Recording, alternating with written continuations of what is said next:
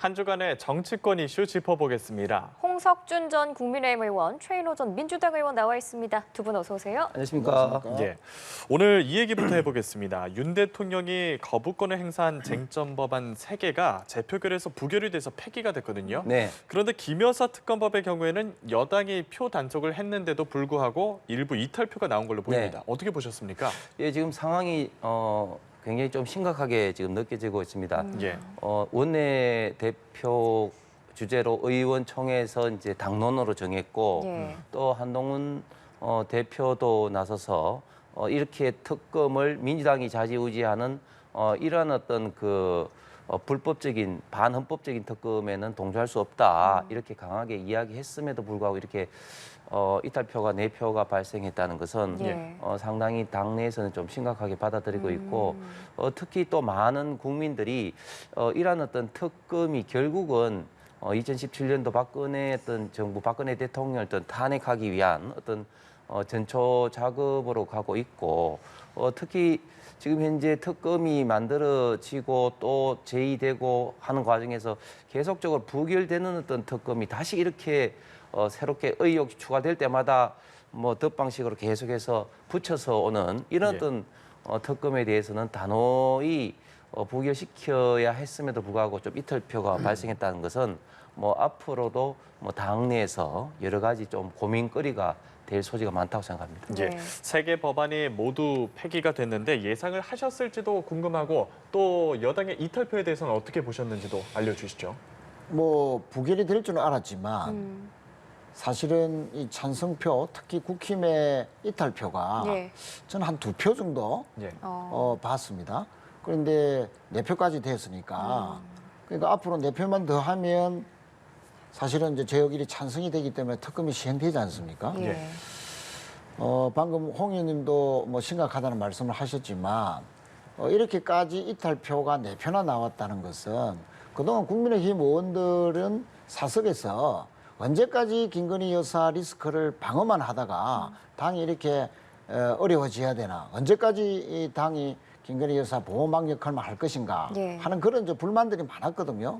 좀 그런 불만들이 이번 이탈표로 좀 표현된 것이 아니냐 그렇게 봐지고 이것은 김건희 여사를 비롯한 국정이 이런 식으로 난맥상을 계속 보인다면은 다음 재의결 때는 찬성할 수도 있다는 일종의 용산에 대한 경고다. 저는 뭐 그렇게 받아들이고요. 이 부결이 됐습니다만 기자들이 한동훈 대표에게 앞으로 재의결이 된다면 어떻게 예상하시느냐 이런 질문에 미리 얘기하지는 않겠다라고 해서 앞으로 여당의 이탈표가 더 많을 수도 있다. 다시 말씀드리면 재의결에 찬성할 수도 있다 하는 그런 면을 시사하는 거 아니냐 그런 측면에서 앞으로 이 여당은 상당히 이제 이탈표가 더 늘어날지에 대해서 주목을 상당히 해봐야 될 때다 이렇게 생각합니다. 네, 국민의힘에서는 단일 대우를 강조한 상황에서 지금 네. 한 4표 정도의 이탈표가 나온 상황이고 네. 민주당은 다음 달에 특검법을 재발의하겠다고 했습니다. 그래서 친한계에서는 뭐 김 여사의 공개 사과 등 추구 전략이 필요하다라는 입장인데 대통령실은 뜻이 좀 다른 것 같아요. 예, 물론 이제 대통령실에도 사실 여러 가지 사항을 놓고 이제 고민하고 있는 것으로 알고 있습니다. 이미 대통령께서도 파우치백에 대해서는 김건희 여사의 부적절한 처신에 대해서 이제 사과도 한 바 있습니다만은 결국 이제 문제는 이런 어떤 파우치백이라든지 이런 것을 사과를 하는 것이 도움이 되느냐 아니면 또 다른 그 사과가 불씨가 되느냐 뭐 이런 어떤 측면에 대해서 이제 고민하고 있는 것으로 알고 있는데 문제는 지금 민주당이 다음 달 또 특검법을 재발의하겠다 하는데 사실 우리 그 국회법에 일사부재의 원칙이 있거든요. 그렇기 때문에 동일 회기 내에서는 같은 어떤 법안을 논의를 하지 못한다는 국회법 원칙이 있는데 그 원칙을 어기면서까지 또 발의를 하는 걸 통해서 지금 민주당이 이런 어떤 특검 정국으로 몰고 가서 민생은 완전히 도외시하면서 윤석열 정부를 흔들기 위한 이런 어떤 태도로 가는 것은 결국은 이재명 대표의 어떤 방탄으로 간다는 그런 어떤 뜻인데 여기에 대해서 좀 더 국민의힘이 좀 단호하게 국민에 설명하고 홍보를 할 필요성도 굉장히 좀 중요한 가운데 김건희 여사의 사과 있던 시기 이런 문제에 대해서는 대통령실에서도 계속적으로 좀 고민이 클 것으로 생각이 됩니다. 예, 민주당이 특검 전국으로 몰고 가고 있다라고 말씀을 해주셨거든요. 특검을 받으면 이런 도돌이표 전국이 전개가 되지 않을 수 있지 않습니까? 뭐 그런 측면에서 보면 자꾸 여당이 이 제어결에 찬성을 안 하니까 또 용산에서 너무 고집을 피우니까 이제 자꾸 이런 도돌이표 특검 전국이 되는 것인데 네.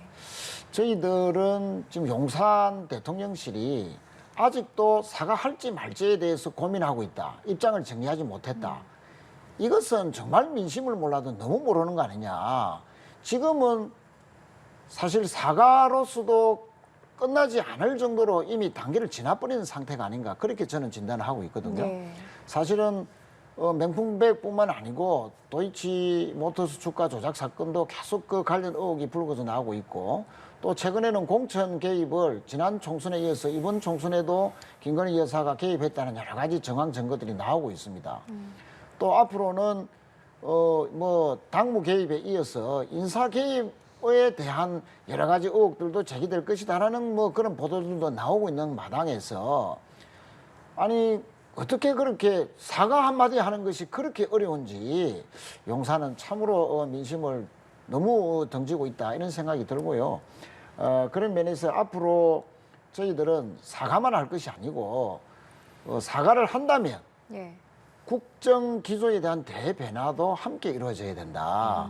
즉 의대 문제라든지 또 특검에 대한 전국에 대한 문제라든지 특히 김건희 여사의 전면적인 활동 중단을 비롯한 민심에 부응할 만한 정도의 조치들이 국정 쇄신책이 동반돼야 된다. 그렇지 않으면은 사태는 더욱더 악화될 것이다. 그리고 이렇게 간다면 여당에서도 이제 더 이상 김건희 여사를 지켜주지 못하는 재의결이 된다면 찬성표가 더 많아질 수도 있는 그런 사태까지 예견하고 있다. 그런 말씀을 드리겠습니다. 예, 이런 가운데 한동훈 대표 관련한 의혹도 커지고 있는데 이른바 한동훈 공격사주 의혹의 파장이 커지고 있습니다. 대통령실은 우선 김대남 전 행정관하고 대통령 부부는 친분이 없다라고 일축하면서 입장을 밝혔거든요.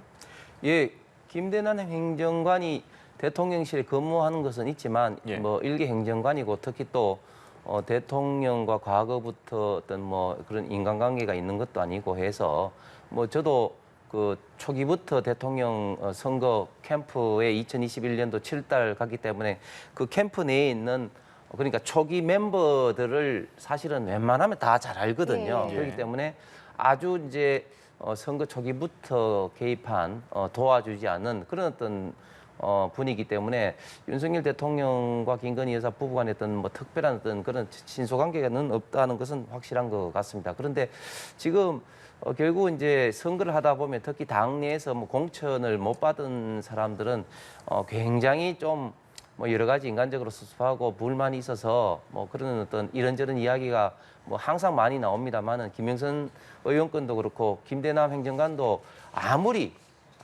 좀 불만이 있다 하더라도 특히 서울의 소리 같은 저런 어떤 매체에 예. 통화를 해야 하고 그걸 또 지금 어떻게 보면 좀 악용당하고 있는데 그런 점에서는 김대남 행정관이 정말 철저하게 반성을 하고 잘못을 좀 뉘우치고 지금 있는 기관에서 사퇴 여부도 저는 본인이 조만간 판단을 좀 해야 될 것 같습니다. 예, 그런데 한 대표는 진상 조사를 거듭 강조하고 있거든요. 예. 이 부분은 또 어떻게 보시는지요? 저는 좀 그 부분에 대해서는 지난번 독대 요구하고도 사실은 맥이 닿는다고 생각하는데 예. 얼마든지 대통령과 집권 여당 대표가 정말 긴밀하게 모여서 이야기를 하고 해야 되는데 그 독대 요구를 공개적으로 하는 걸 통해서 예. 사실 또 그 이슈가 예를 들면 의대 정원이라든지 뭐 이런 민감한 이슈를 통해서 사실 속 시원히 뭐 좋은 결과를 못 내는 거라면 특히 더 비공개적으로 만나야 됨에도 불구하고 독대를 공개적으로 요구하는 것 자체가 예. 저는 좀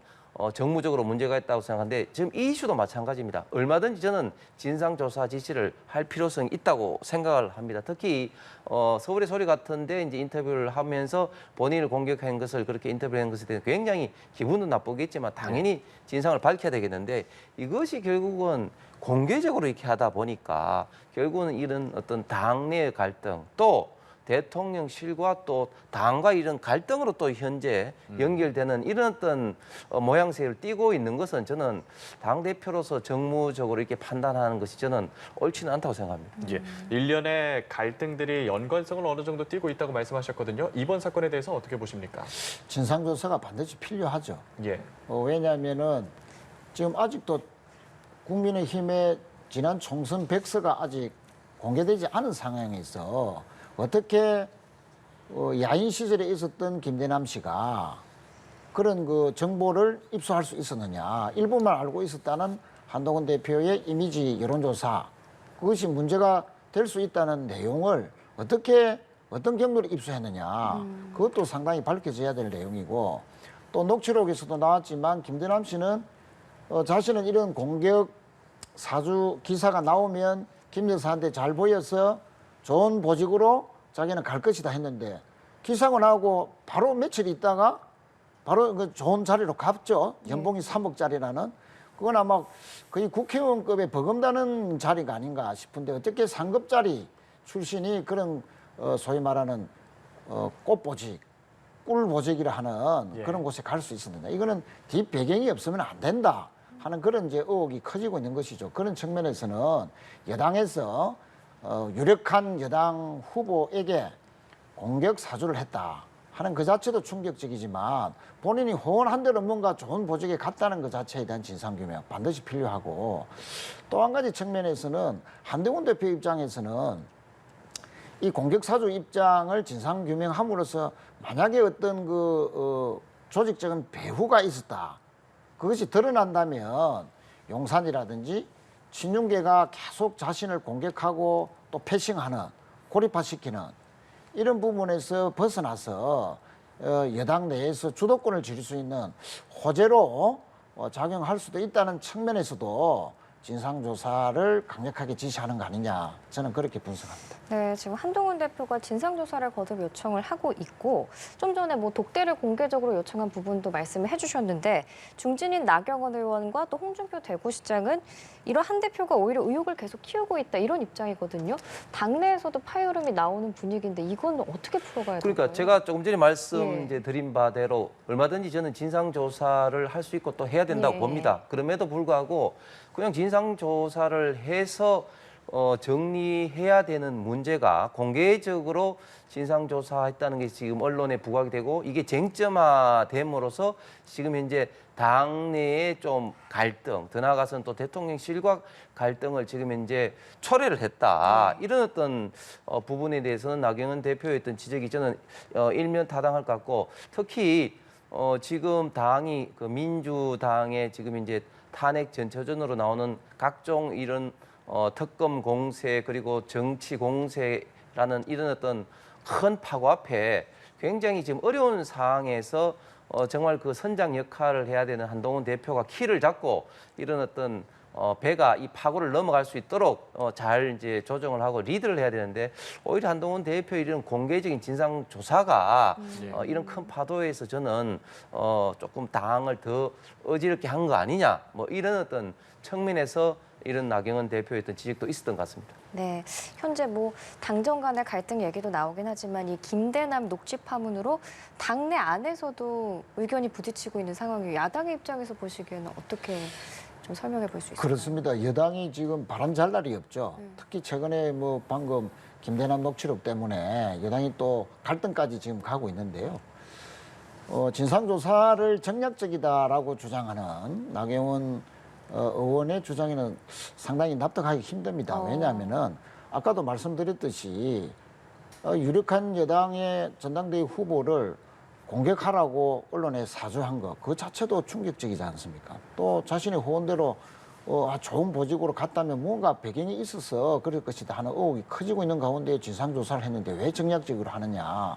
오히려 저는 나경원 의원께서 더 정략적이다. 왜냐하면 김대남 씨는 이번 전당대회에서 나경원 후보의 특보를 맡았다. 만약에 이것이 나경원 후보와 어떤 만약에 연관관계가 있었고 보고라도 만약에 했다, 이런 식으로 사주했다고 보고라도 했다라는 것이 밝혀지면 상당히 이제 어려운 처지로 빠지기 때문에 오히려 이 문제를 좀 덮고 가자는 거 아니냐, 그렇게 오해받을 수도 있는 사실이고요. 또 이렇게 되면 자기 당대표로 출마하려는 나경원 의원의 계획에도 큰 차질이 있기 때문에 이 문제는 그냥 듣고 가자. 또 진상조사는 정략적이다. 이렇게 주장하는 것 같고 홍준표 시장님도 자기 대권 주자로서의 유력한 라이벌이죠. 한동훈 대표가.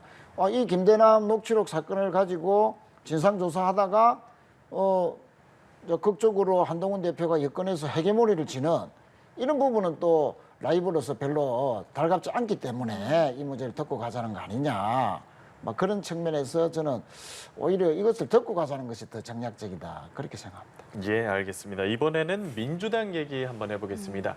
금융투자소득세 당론 결정을 민주당은 지도부에 맡기기로 결정을 했는데 이재명 대표가 어떤 선택을 할 거라고 개인적으로 보십니까?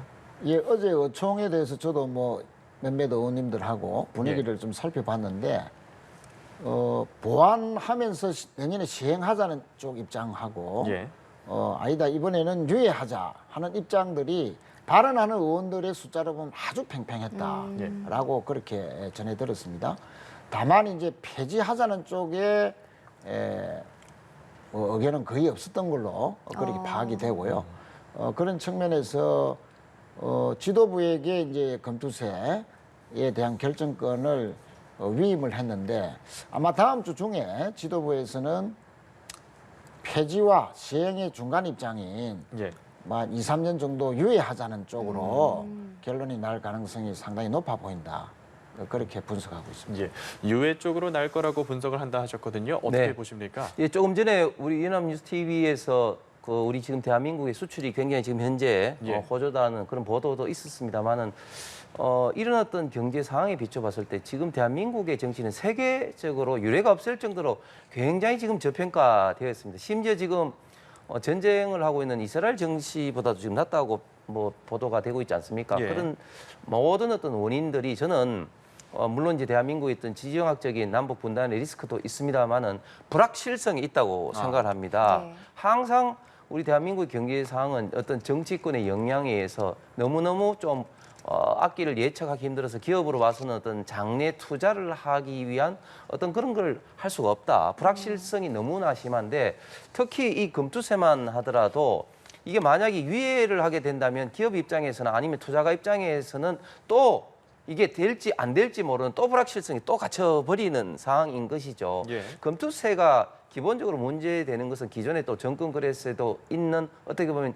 이중과세 형식이 있는 데다가 외국인이라든지 기관에 비해서 개미 투자가가 압도적으로 불리한 어떤 구조에 있기 때문에 예. 저희 당에서는 진작부터 금투세 폐지를 주장해왔고 이재명 대표 같은 경우도 대선 때라든지 이런 데는 뭐 유예 내진 폐지 이야기를 하다가 갑자기 또 입장이 바뀌다 보니까 지금 어떻게 보면 또 공을 또 의총에 넘겼는데 또 뭐 이렇게 정책 토론을 하다가 또 민주당 의원이 인버스 이런 식으로 해서 뭐 마치 그 대한민국의 정시에 그 떨어지는 어떤 하강 국면에 배팅을 하라고 뭐 이야기를 하다가 구설수에 오르는 등 여러 가지 우여곡절이 있었지 않습니까? 그렇기 네. 때문에 저는 이재명 대표가 지금 결단을 내려야 되는데 근데 이재명 대표는 철저하게 이 문제를 이번 기초자치단체장 선거에 어떻게 보면 좀 활용하기 위해서 시점을 또 끌고 가려는 그런 또 정략적인 그런 생각이 있지 않나 그런 점에서도 참 우려가 됩니다. 네.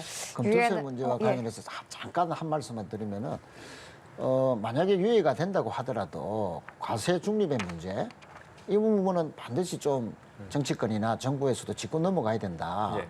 왜냐하면 금투세를 시행한다는 것 전제로 정권 거래세를 계속 낮춰오고 결국 폐지하는 방향으로 가지 않습니까? 그 4조의 결손이 이제 생겼는데 작년에도 전체 재정 적자가 50조, 올해도 30조가 넘어가는 이 마당에서 정권 결여세 문제나 과세 중립의 문제, 이 문제는 반드시 한 번은 제대로 한번 짚고 넘어가는 필요가 있다. 그렇게 생각합니다. 예. 마찬가지로 짧게 한마디만 네. 좀 더 해주시죠. 예, 금투세 이 문제는 지금 수많은 어떤 개미 투자자들이 지금 현재 그 과세 대상이 아니다 할지라도 정시에 많은 자금이 빠지게 되면 전반적인 우리나라 어떤 정시의 저평가가 이루어지는 예. 지금 대부분의 개미 투자가 직접적으로 영향을 미칠 뿐만 아니라 대한민국의 좀 경제 상황의 어떤 불확실성을 제거하느냐 마느냐 하는 굉장히 중요한 어떤 이슈이기 때문에 이건 조속히 예. 빨리 폐지로 결단을 내려야 될 것 같습니다. 네, 이렇게 양쪽의 의견이 팽팽합니다. 금투세 유예냐 폐지냐 어떤 결정이 나올지 지켜보도록 하고요. 오늘 홍석준 전 국민의힘 의원, 최인호 전 민주당 의원 두 분과 함께했습니다. 고맙습니다. 감사합니다.